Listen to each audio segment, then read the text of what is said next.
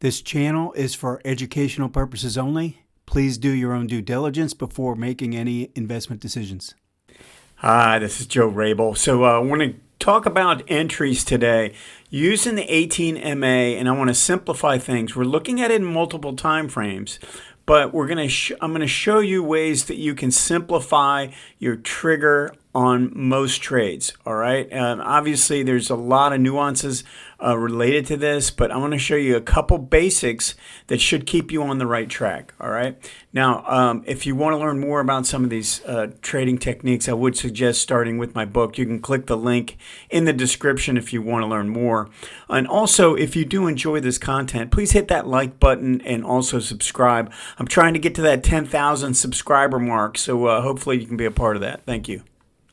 All right, I've got my 4-chart grid of Phillips 66 PSX, monthly in the bottom left, and a weekly in the bottom right, a daily in the upper right, and an hourly in the upper left. Now, I have the volume at the bottom, and all I have is an 18 simple moving average on each of these time frames. All right, this is a great drill, great exercise for you to spend some time looking at the market and individual stocks in this manner.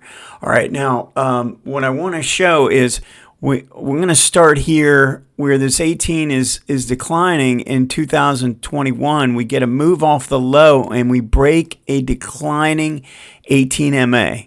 All right. Now, as I've said, you can use a 20 if you prefer. It's really not going to change much. But if you notice, the slope is down when we crossed above. When that happens, I don't view that as being a signal that we want to participate in. We want to wait for a test of that MA, and that is really where we're looking to enter. All right, where we're testing the 18, where it's starting to cup around or has already started rising. All right, this specific pattern, this halt, where the moving average is halting the decline after it's been crossed to the upside, is a very powerful signal. It's typically the start of multiple tests of the 18 that are going to be successful. So we need to know this pattern. We need to know what we're looking for. Now, when this crosses above and pulls back, we want to go down to the smaller time frame and look at what's taking place on that time frame. So let me just erase this, and I'll show you where we are. Let me pull up the crosshairs so you can see where the crosshairs are. Let me go back. Where this signal takes place is right here. Now, this is really interesting the way this evolved, because you can see that we dipped down below the 18 a little bit, but by the end of the month we closed back above. But during the month we had some moves to the downside, and even on this pullback we came down and we were traded below the 18. All right. Now, what I want you to focus on when we're using the smaller time frame. So I know I want to enter on this time frame. I want to get in, but I'm using this time frame to help me enter. One of the things you want to be on the lookout for is the slope of this moving average. All right. And if you notice, when we got this big green bar, the slope was now rising. So I don't need to wait for a pullback in this situation, because I already have a rising moving average. This is really confirming, this big green bar is really confirming that we have upward slope. All right. Now, sometimes if you cross the moving average and it's declining, you need to wait for a pullback, just like you do on the higher time frame. You have to do that on the trigger time frame as well. So you want to be on the lookout for that. Even if you have a big green bar crossing a declining moving average, we still are looking for some kind of a retest or something like that. This is the big green bar you want to play, not this one.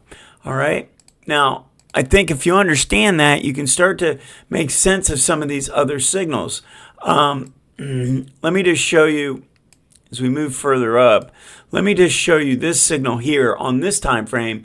We get a cross of the declining moving average, and then we get our pullback to a rising 18 on the weekly chart.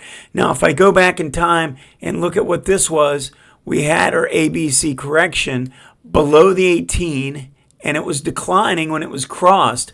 But notice what happened. We spent one day here when we crossed it, it was declining, and then we kind of broke here, it was still declining, but then we tested a couple more days, and by the time we get this open of this green bar here, we don't have to wait for the close, just the open, we've already started rising, and we've kind of proved that we can hold this line.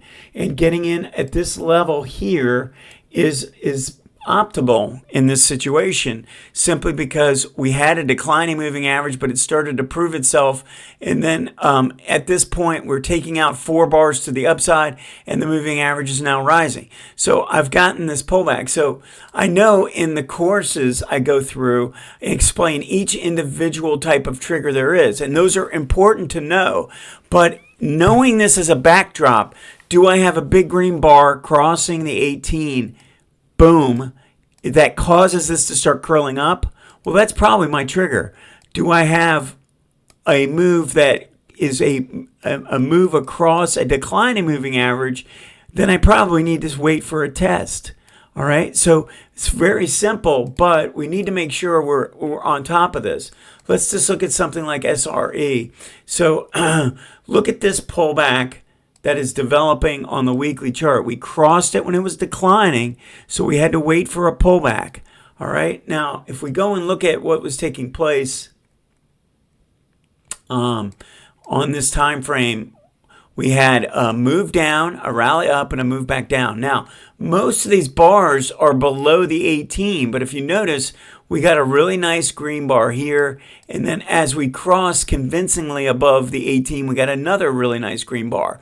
Now, yes, you can draw a trend line on price and have that, but you want to just be aware of what's going on. Look at what the 18 is doing. The 18 was declining, and now it's rising.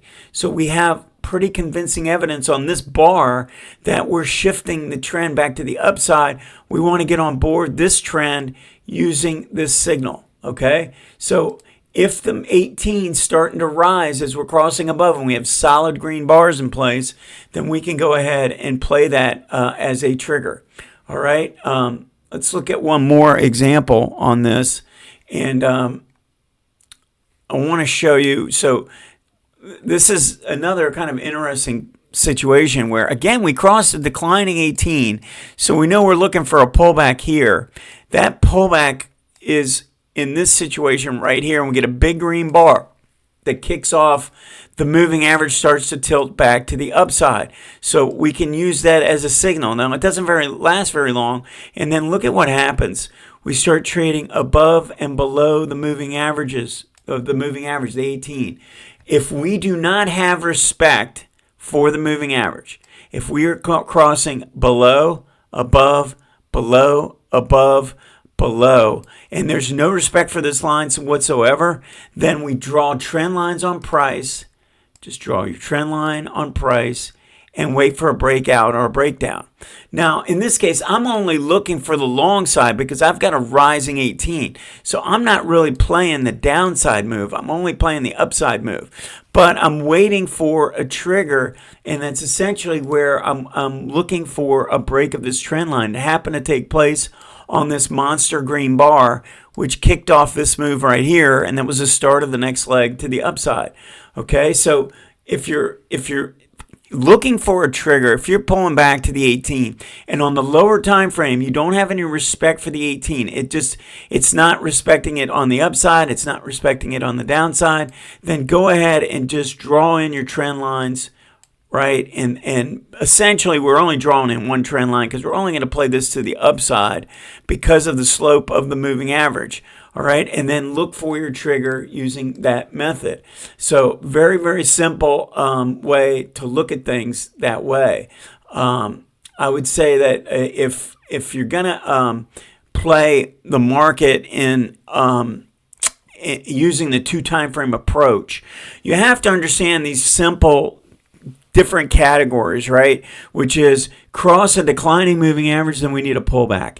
If you cause the moving average to turn up because it's a monster green bar, then that's most likely your trigger. All right. If on the lower time frame you don't have any respect for the 18, you keep crossing above and below, then you draw a trend line on price. Now, once we add in the MACD and the ADX to help us fine tune these signals, then I think we're really on our way. You also want to know the 4 categories of triggers that are in my course. You want to know what those are, and that's the relationship between the 18 and the 40 and how the price action is handling that. But this will help simplify things looking at it in this manner. All right, let me know if you have any questions. See you next time.